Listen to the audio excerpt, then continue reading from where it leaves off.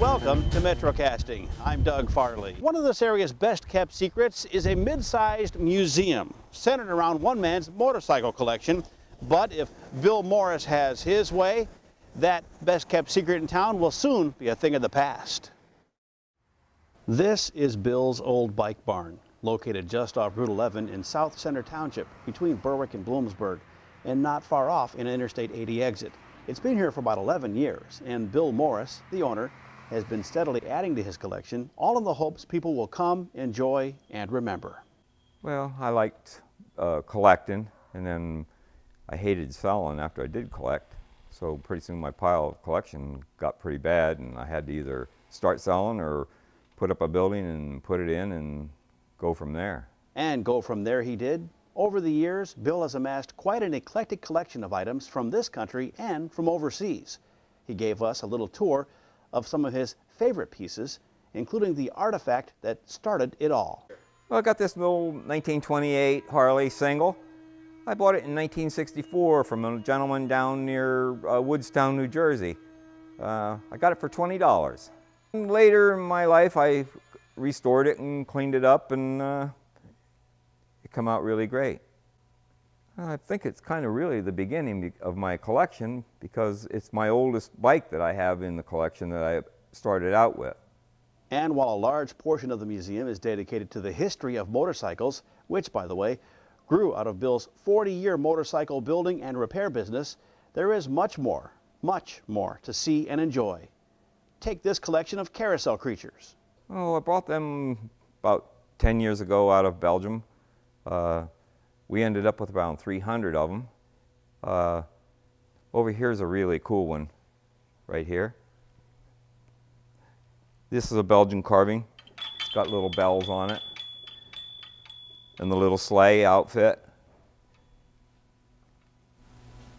Do you have a particular interest in these kind of things? Well, I have an interest in anything that's old and collectible. And carousel stuff is really cool. And you said you picked these up in Europe. Yes. How often do you take trips to Europe then, obviously? Usually about every year. We go over in October. Go over to buy stuff at the antique motorcycle show in Mannheim, Germany.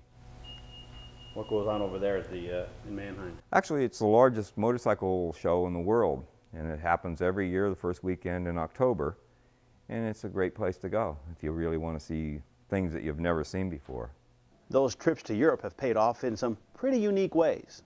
This is the World War II Kittenkrat that was used by the German Army. It's a little four-cylinder, and it has the motorcycle front end on it with the tracks. It was made to pull airplanes that were landing in the fields. It was used for transportation for gunners. Soldiers would sit in the back. Goes pretty fast, probably close to 50 miles an hour. It's a very beautiful piece. There's only a few of these left in the world. I drive it around here. I led the parade over in Mifflinville one year with it. Sounds pretty crazy, the Memorial Day parade being led by a German vehicle. But the people really liked it. This is the German BMW military. Comes complete with a machine gun. I brought this one back. This one was in the Netherlands. This was also 1939. This is full military with the hand grenades and all the trims. It's a driven sidecar, and it has two little trailers that it pulls behind, and they were used to take ammo out to the lines. The trailers are almost as hard as the bike itself to find. Other items he's collected over the years, such as this 16-foot Knight, were found a little closer to home. He came out of Mexico.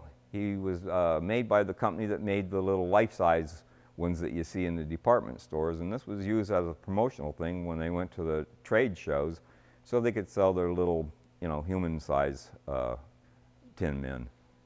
We're trying to make it so that there's something of interest for anyone that would come here. Evel Knievel fans will notice a few exciting items, including a classic pinball machine from the 1970s. I've bought those a long time ago. The Evel Knievel thing really took off after he died.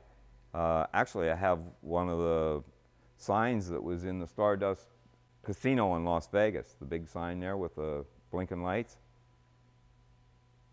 After he died, that was up for sale, and we bought it. We figured it needed to be at Bill's old bike barn with all the motorcycle stuff. Seafaring folk will want to get a close-up view of this nautical marvel, a handcrafted scale model of a ship named Susquehanna, like the name of the river that flows through this part of Pennsylvania. The nameplate on the item says 1853, but Bill's unsure if that is when the model was made or if that is when the ship may have sailed. Either way, it's a pretty amazing piece.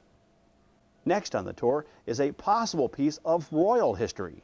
I actually bought this in Antwerp, Belgium, but it was built in France, and they estimated it at the time of about 1850. It weighs around 600 pounds. The workmanship on it is just, I don't think it could be done today. It's going to have its own room here as soon as we get along a little farther on the museum. That expansion features a newer section known as Billville. Well, this is actually Billville, and this is the old hotel, 1939 era. And inside it houses the bar from the '39 World's Fair.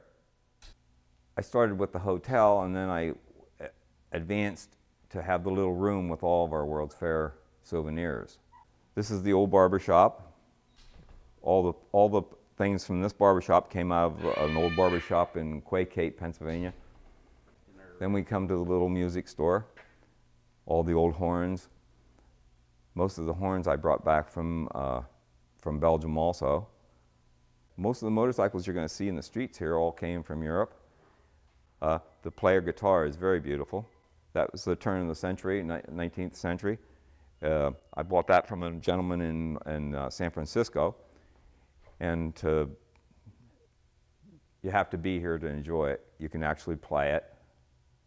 Our next little building will be the little cigar store, the tobacco emporium, the train station, all the old trains. A few of the buildings in Billville have a unique history. Yes, they came out of the castle in Antwerp, Belgium. We brought like 32 ton of it back to decorate the museum. It was all rusted, and we had to repaint it and sandblast it. And that steel is also being used in a new collection of Bill's old bike barn. This is actually going to be for when I get bus tours, and our little dining room there will seat about 52 people, and maybe 5 or 6 at the little bar in there. And we also have like a little outside dining area. We have tables out here, and all of our iron that we brought back from Europe was incorporated into making this little front you see. Are the windows part of that whole? Yes, the windows were part.